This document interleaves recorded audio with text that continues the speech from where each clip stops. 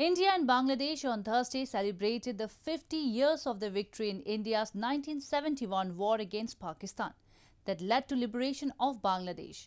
Bangladesh marked the occasion with a Victory Day parade in Dhaka showcasing its military might, which was attended by Indian President Ram Nath Kovind as the chief guest.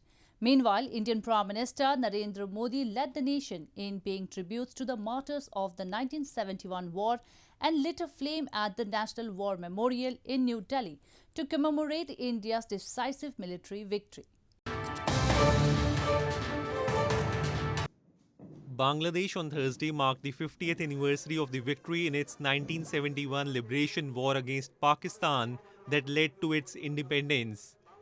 Indian President Ram Nath Kovind, who is on a 3-day official visit to Bangladesh, attended the Victory Day parade in capital Dhaka as the guest of honor of the national event, which showcased the country's military might and defense acquisitions. A 122-member tri-services contingent from Indian Armed Forces also took part in the parade. Previously known as East Pakistan, Bangladesh won independence in 1971 after a 9-month war held by India. The Indian president's visit is aimed at deepening India-Bangladesh fraternal ties.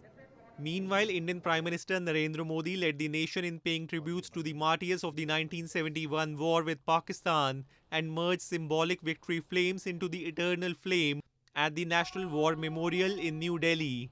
He also recalled the valor and sacrifice of Indian armed forces and the guerrilla forces of Bangladesh in the decisive military victory.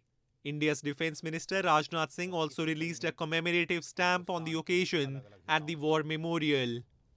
Later in the day, as part of a variety of events, a customized light and sound show depicting the story of the Liberation War was also held at the Victoria Memorial in India's Kolkata city, which marked the culmination of the celebrations.